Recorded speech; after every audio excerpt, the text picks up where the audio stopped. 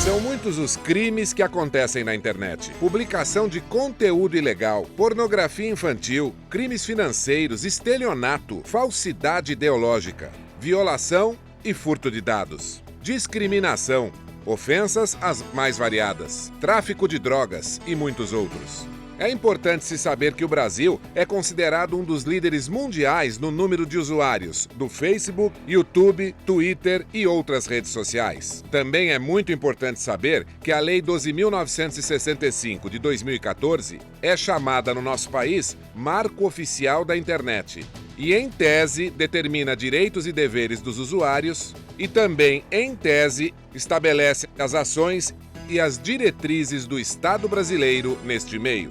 A grande maioria das sanções dos crimes ditos cibernéticos são sanções de pena de detenção, né? E a pena de detenção, em fato concreto, se culmina numa transação e que no frigir dos ovos não dá absolutamente nada. Faz com que isso deixe muito confortável os criminosos. Na sua opinião, então, o que precisa ser feito para que as punições efetivamente aconteçam?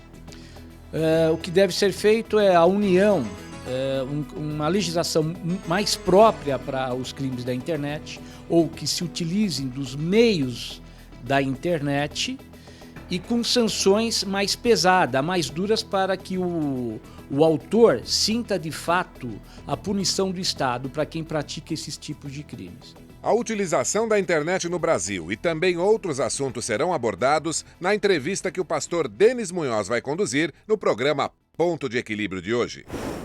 Franklin Roberto de Lima Souza nasceu em Pindamonhangaba, no estado de São Paulo, em 1973. Está no seu primeiro mandato como deputado federal, eleito pelo Partido Trabalhista do Brasil, o PTdoB, pelo estado das Minas Gerais para o quadriênio 2015-2019. Na Câmara Federal, é membro titular da Comissão de Viação e Transportes, membro suplente da Comissão de Finanças e Tributação e membro titular da Comissão de Ciência e Tecnologia, Comunicação e Informática. Franklin Roberto de Lima Souza é pastor da Igreja Mundial do Poder de Deus e é conhecido como Pastor Franklin. Muito boa noite, meu amigo, minha amiga. O nosso encontro de final de noite, programa Ponto de Equilíbrio.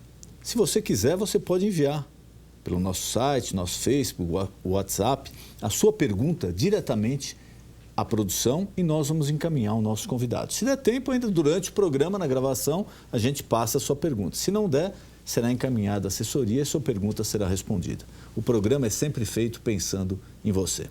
E hoje é com imenso prazer que eu recebo o meu amigo pastor, hoje deputado federal pelo Partido Trabalhista do Brasil de Minas Gerais, Franklin Lima. Franklin, prazer enorme te receber. Não vou chamá-lo de excelência, pela nossa amizade de muitos anos. Exatamente. Mas é um homem de Deus que vem trabalhando em prol da palavra de Deus no Congresso Nacional e que, logicamente, tem o seu trabalho secular, que tem que exercer, porque é o que sempre nosso apóstolo fala, né? Quando você é eleito pela igreja, você não está lá para defender só a igreja, não está lá para defender só o evangélico, só o povo, você está lá para defender o povo, que é um compromisso que você assume. Conta um pouquinho para a gente, como é que é a vida do pastor, do homem de Deus, no trabalho no Congresso Nacional? Doutor Denis, né? Eu vou chamar aqui de Denis, Lógico. Nossa amizade como sempre.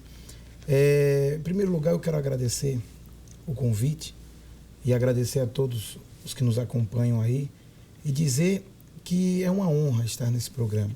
O programa é esse que tem aberto a mente das pessoas, pelo meu entendimento. Da mesma forma, a pergunta que o senhor me apresentou logo no início, como é a vida de um pastor no Congresso, é mais ou menos estilo desse programa. Como assim? Esse programa é um programa dentro de uma emissora que, em sua maioria, sua maior grade, é voltada para um público evangélico, mas tem um programa como esse que traz informações diferentes. E essa é a realidade do Congresso. O Congresso ele não vive unicamente de política em sua prática econômica, de saúde, mas ele vive uma política humanitária também. E nós, que temos um pensamento voltado em atender uma comunidade em geral, seja ela católica, espírita, muçulmana, sem religião, o ser humano em si, nós temos a obrigação de nos empenhar e nos inteirar para fazer o melhor, seja na nossa vida pessoal, como também profissional. E no meu caso, política, no Congresso, trabalhando em prol da população. E não tem como fugir da pergunta, né? Já recebi aqui vários colegas seus, deputados federais, estaduais, senadores, analistas. Como está o momento político brasileiro? Porque muita gente fala que a crise econômica, a crise financeira é um fato, mas muitos acham que isso está sendo sustentado também por uma crise política sem precedentes. É isso mesmo?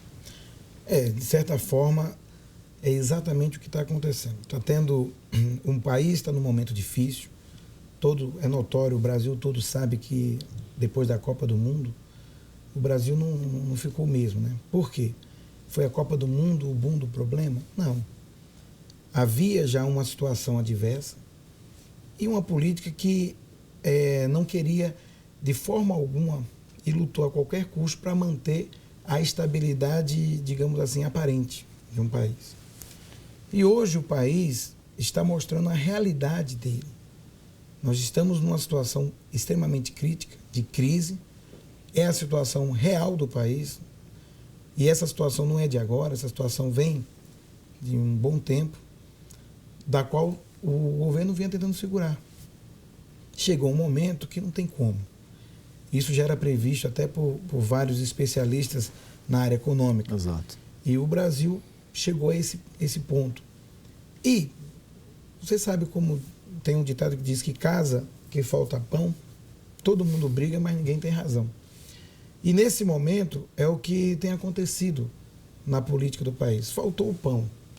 Começa a briga no Congresso, a briga pelo poder, a briga por questões pessoais de cada um e que também atinge diretamente a população, porque tudo que acontece lá atinge a população.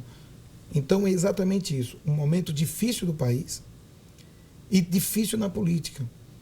Se eu não conseguir consertar o momento político do país, dificilmente eu vou consertar o momento financeiro do país, o momento geral do país.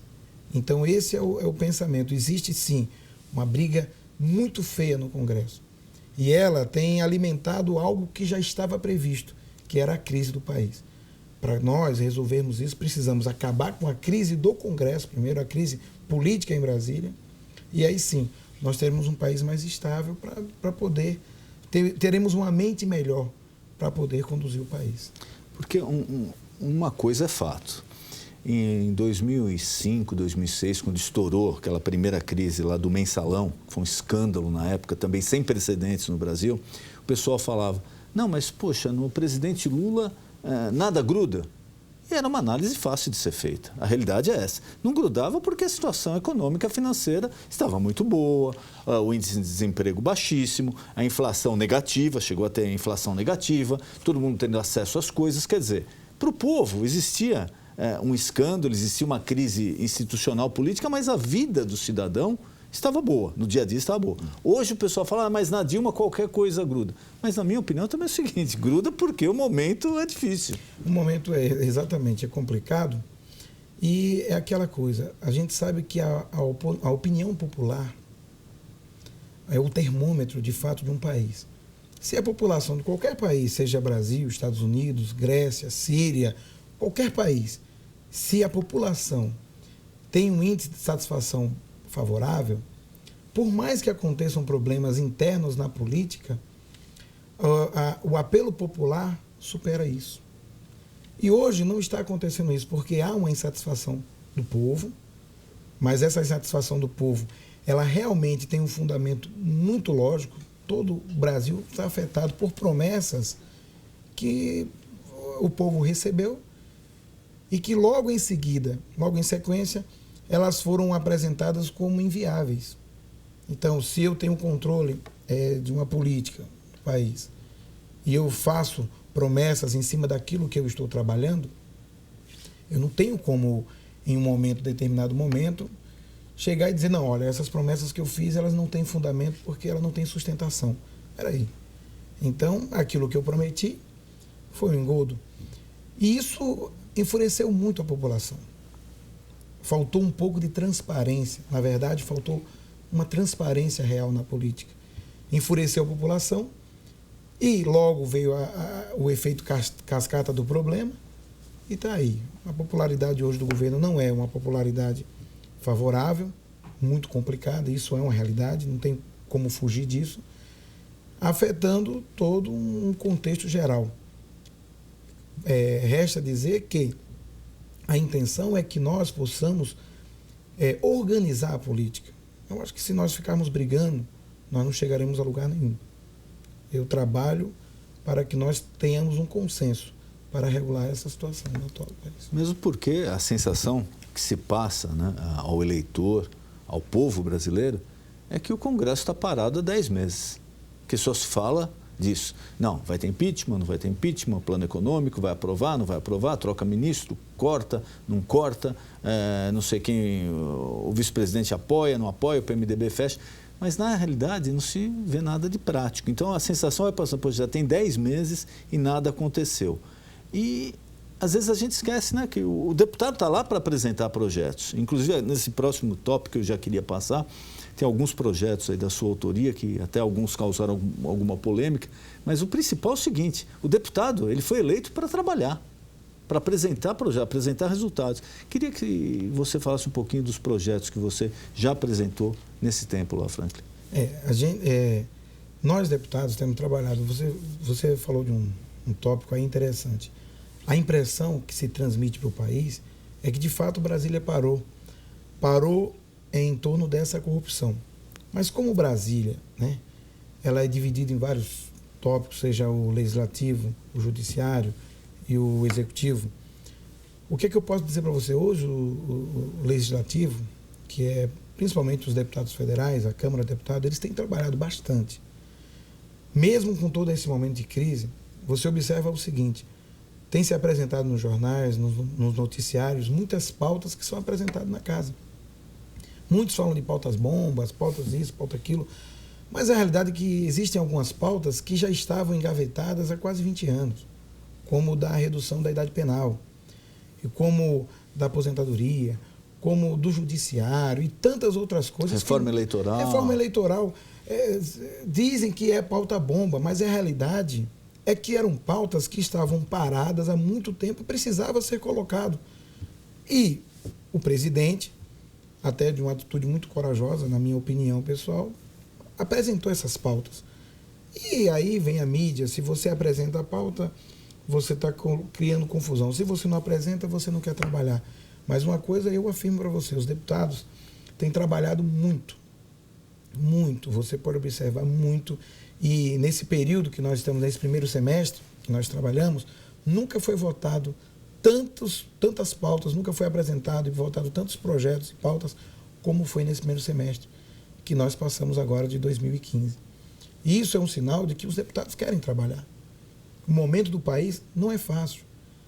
Nós sabemos que ainda assim existe, eu apresento um projeto, o outro vai lá, tira, existe uma briga, mas essa briga, ela é sadia, ela faz parte da democracia. Você falou sobre os projetos que eu tenho apresentado, um dos projetos que eu tenho muito me empenhado, que eu tenho muito me esforçado. Nós temos vários projetos lá e as pessoas podem acompanhar na minha página, na Câmara. Mas nós temos vários projetos, mas dentre eles um tem chamado muita atenção, que é um cadastro nacional de acesso à internet. É um propósito que eu tenho, um objetivo que Deus colocou no meu coração. Eu digo Deus porque somente Deus para dar esse entendimento de que o mundo está conturbado. Hoje, a maior parte do crime, hoje os crimes, os maiores crimes do mundo hoje estão diretamente ligados à internet. Os maiores crimes do mundo, sejam eles crime de invasão de privacidade, inclusive com o caso Snowden, que todo mundo ficou abalado com isso, que foi considerado um traidor americano, mas que trouxe a realidade de que nós não estamos seguros em nada, como crimes de pedofilia, tráfico de órgãos, crime de vandalismo, que se coloca na internet, junta aquela turma e vai. Nós tivemos aqui os rolezinhos no shopping, tudo isso é totalmente ligado à internet. E o meu projeto em si, ele solicita que haja um cadastro nacional de acesso à internet. Mas como assim um cadastro nacional? Eu proponho, e aí nós estamos estudando com alguns outros parlamentares que imediatamente solicitaram que fosse tirado de pauta esse projeto. Para quê? Para se estudar melhor. Eu acho isso interessante, é bom que todos se interem disso. E eu estou aberto a ideias, a opiniões. O que eu quero é que o Brasil seja atendido. É que os nossos adolescentes e as nossas crianças tenham a internet como um uso produtivo, de incentivo, de crescimento. O mal está em todo lugar. Mas que essa internet ela possa ter condições de produzir muito mais o bem do que o mal. Mas aí não esbarra na teoria que a internet nasceu livre, que a internet não pode ser cerceada. Eu, particularmente, não concordo muito com isso. Eu acho que a internet, como qualquer outro órgão de imprensa, de divulgação de notícias, ela, lógico, tem que ter a liberdade de expressão. Isso daí é constitucional. Mas passou do limite, tem que ter uma certa punição. E, às vezes, na internet, você não consegue chegar, você não consegue apurar aonde a coisa nasceu, quem divulgou. Mas eu acho que um dos obstáculos aí que você e quem é favorável a esse projeto vai enfrentar é aquela história, né? Não, a internet é livre, não pode se mexer. Aí é que está a questão. Quando a gente lançou esse projeto, imediatamente foi solicitado um requerimento para discutirmos o Marco Civil da Internet, que fala justamente da liberdade na internet. Nós estamos em andamento no Congresso em uma CPI que verifica justamente crimes da internet, crimes cibernéticos. Então, lá nessa CPI, nós vimos, aprendemos e observamos. Eu não faço parte, não sou integrante da CPI, mas nós acompanhamos, às vezes, pela televisão, por um momento que a gente está lá correndo, a gente vai lá e vê. Tem acontecido coisas, a gente tem visto coisas, aprendido coisas ali absurdas. Coisas aqui que o cidadão comum não tem nem ideia de que se passe nessa telinha do computador. Você sai para casa, você deixa seu filho hoje em casa e você vai trabalhar. O seu filho fica vendo a internet. Você volta para casa, o seu filho está educado. E não é por você. Você chega para o seu filho e fala, olha, faça isso, faça aquilo. Ele te respeita, ele te entende, mas, por incrível que pareça, a internet faz ele entender que é só um momento. Vai chegar um momento que ele vai ficar independente e ele vai atuar mediante aquilo que ele aprendeu no computador, na internet. E os crimes que têm acontecido são absurdos. A crime de pedofilia são coisas assim, coisas da gente não tem nem condição de ouvir. Porque você, quando ouve aquilo, sabe aquela pessoa que sofreu um sequestro e ela ficou traumatizada e em determinadas situações ela tem uma síndrome do pânico, ela acorda assustada de madrugada, não sai de casa, se fecha no mundo.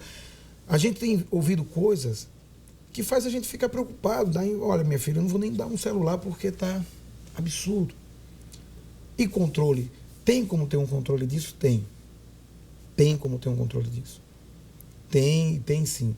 O que precisa é ter um controle das pessoas e entender que nem toda liberdade propriamente dita é favorável para o progresso do mundo. A liberdade, sim, ela sempre é bem, mas a criança, ela aprende com o pai dando orientação, o que ela deve fazer, o que ela deve seguir. Porque se você der toda a liberdade à criança, ela vai atravessar a rua e vai ser atropelada. Por quê? Porque lhes falta entendimento. Então, se eu abro a internet para todo mundo, inclusive para crianças, eu estou dando a ela a condição de correr e ser atropelada pela tecnologia, pela prostituição e pela maldade de algumas pessoas que têm acesso à rede. E, infelizmente, às vezes acontece que a pessoa, principalmente o adolescente, né? Porque é o que se fala, a criança, o adolescente, ele é muito propenso, ele recebe aquela carga de informação pela idade dele, é um terreno fértil, tanto para o bem quanto para o mal, para os dois lados. Exatamente. O que acontece? A criança, em sua formação, ela tem a fase do ser humano, né? Não vou dizer a criança, o ser humano. Ele tem a fase do alimentar, logo em seguida vem a fase do andar, do se exercitar, do se formar, e logo na sequência vem a fase do aprender. Aprender, nós estamos sempre aprendendo, né? O senhor sabe disso, você sabe disso. Que a gente estava até conversando aqui um pouquinho antes do programa, que a nossa experiência de vida hoje faz com que a gente entenda certas coisas e molde, né? E até modere as nossas atitudes, porque estamos sempre aprendendo. Mas o momento crucial da vida humana está naquela fase da adolescência, criança e adolescência. Ali, tudo que você implantar na mente da criança vai ficar guardado. Se você chegar para uma criança e disser, dar um copo de suco de laranja e disser que isso é leite, ela vai aprender como leite. Quando ela tiver maior um pouquinho, ela vai dizer, olha, meu pai falou o tempo todo que isso aqui era leite, mas não é. É suco de laranja. Mas ela vai ficar, com os 30 anos, ela vai lembrar disso. 40 anos, ela vai lembrar disso. 50 anos, ela vai lembrar disso. Quando tiver 60 anos, ela vai estar contando isso para os netos. Meu pai, seu avô, dizia que suco de laranja era leite. Tal, aquela coisa que a memória grava, guarda. E nós temos que aproveitar esse momento e instruir para o bem a criança. E muitas são as pessoas que cogitam, mas como é que você vai fazer esse controle? Não é um controle em si, é um cadastro que cadastra todo cidadão brasileiro. Ah, mas tem muitos acessos que vêm do exterior. Sim, mas o IP, quando você entra na internet aqui no país, mostra exatamente onde você está, o local que está. Não adianta você dizer que quer uma privacidade, porque a hora que você acessa, o mundo sabe onde você está. Essa privacidade é muito discutível. Não. Inclusive, você acabou de citar o caso do Snowden. Imagina, se lá ele teve acesso a tudo isso e falou que o governo americano tinha acesso a muito mais coisas e continua tendo, e não só o americano, vários outros governos. Quer dizer, a história é, não, eu quero privacidade. A partir do momento que você entra numa rede mundial de computadores, é questionável realmente se você tem privacidade ou não. Exatamente. E o que acontece? As pessoas estão questionando, mas é impossível fazer esse controle. A minha proposta inicial é aquela de criarmos um aplicativo. Esse aplicativo seria fabricado pelas indústrias de laptop, de computadores, de smartphone, que traria junto ao seu aparelho. Todos que fossem acessar a internet seriam obrigados a criar um cadastro, né? Cria-se um cadastro simples, com nome, CPF, idade, tudo direitinho. Para quê? Quando eu for acessar e ali eu colocar o meu código de acesso, automaticamente se entenda que eu tenho acesso livre a todos os sites e sítios da internet. E esse aplicativo ele tem que trabalhar em comum acordo com os órgãos, com os sites de criação, com os provedores. Por quê? Nós temos hoje, eu vou citar aqui o exemplo de um site bem popular, o Facebook. Lá diz que a idade mínima dele, de acesso a ele, é 13 anos. Veja bem, essa idade mínima que eles alegam, de 13 anos, não é uma idade de aprendizado, ou uma idade de que a criança pode acessar, não. É uma idade que eles entendem que é uma idade mínima de saber lidar com a coisa, mexer com a coisa. Mas ali, qualquer criança que tem acesso ao Facebook, que está lá aberto, vai lá e vê as coisas. Não, criança com 7, 8 anos já acessa. E me deu uma revolta muito grande quando eu vi um caso que ficou notório na rede, de um cantor sertanejo, Cristiano Araújo, que, por sinal, eu gosto muito das músicas dele. O ritmo dele era um ritmo novo, jovem, mas eu achava interessante as letras de qual ele falava, da vida pessoal dele. Eu achei, tem umas letras que não dá, né? Porque para o apelo do mundo leva para coisas ruins. Mas em si, um jovem que começou, que cresceu, que venceu, eu admirava ele pelo trabalho, pelo esforço dele. E quando aconteceu o caso da morte dele, do acidente, eu fiquei muito interessado em ver as notícias e ali acompanhei. Até que um dia eu estava no Congresso, sentado no Congresso, eu abri o meu celular e fui ver no meu site, lá na minha página do Facebook, e apareceu imagens do cantor sendo preparado. Exato. Foi uma funcionária do hospital, né? Que, inclusive, ela parece que foi punida, etc. Mas está se preparando ali para ser levado para o velório, se preparando o corpo, e ela divulgou uma foto. Né? Ela foi punida, mas eu te faço uma pergunta: quem recebeu maior punição? Ela, que pela lei foi punida, uma lei até branda, que a lei de crimes de internet ainda são na minha concepção, brandos, de acordo com o que acontece. E as crianças que logo abriram e viram o ser humano naquela situação? E a família do próprio cantor? E as pessoas que tenho acostumado a ver tantas coisas, não consigo tirar essa imagem da minha cabeça? Quantas crianças, quantos adolescentes? Então, esse absurdo tem que acabar. Esse absurdo ele não pode continuar. E se não é da forma que eu tenho implantado no meu projeto, tudo bem, então vamos ver uma forma. O que não pode é ficar desse jeito. Então, logo que eu pautei o projeto, teve uma deputada que solicitou a retirada de pauta e eu até fiquei assim meio preocupado, disse, e nas minhas palavras eu falei, é impossível que alguém não entenda esse projeto. E ela logo veio, após a sessão na comissão, ela veio e falou, olha, deputado, não é que eu não entendo o seu projeto, não. Eu entendo que ele é muito bom.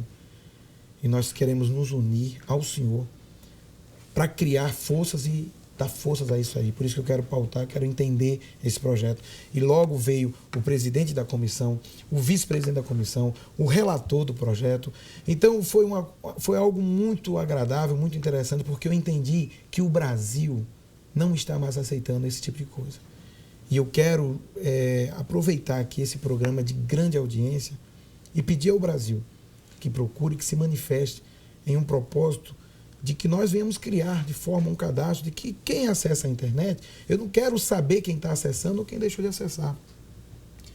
Eu quero que os sites, eles indiquem a menoridade, apoiado pelo projeto da Anatel, Ministério das Comunicações, o projeto em geral da censura no país, eles indicam na sua criação a idade adequada para aquele site, para aquele sítio, e o aplicativo ele entenda imediatamente a idade daquele site.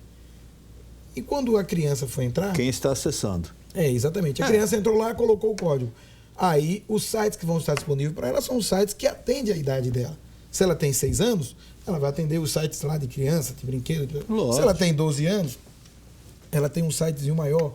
Se ela tem 18 anos, acabou. Ela faz o que ela quer da vida dela, é um direito dela.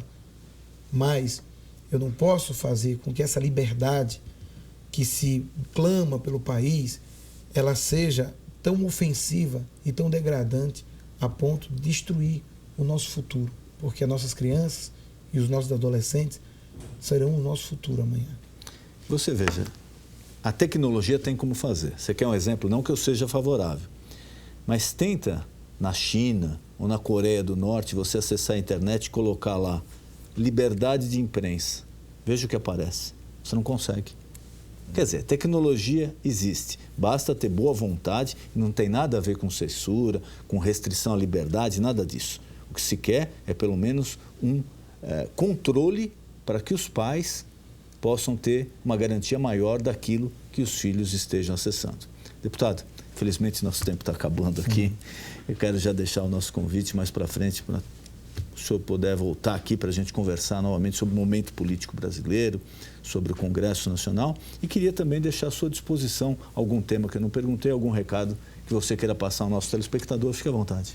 Olha, Denis, o que acontece eu quero primeiro agradecer aqui, o nosso tempo é um curto, mas um tempo muito precioso, porque traz à população uma realidade que acontece no Congresso. O que eu quero solicitar do povo brasileiro, de todos que nos assistem, eu quero solicitar de você, eleitor, porque nós somos eleitores por obrigação. Então, por obrigação também, vamos participar da política, vamos entender a política. Eu peço a você que procure ver o que o seu deputado tem produzido, o que o seu senador tem produzido. Se fala muito do deputado, muito do vereador. O que o seu senador tem produzido?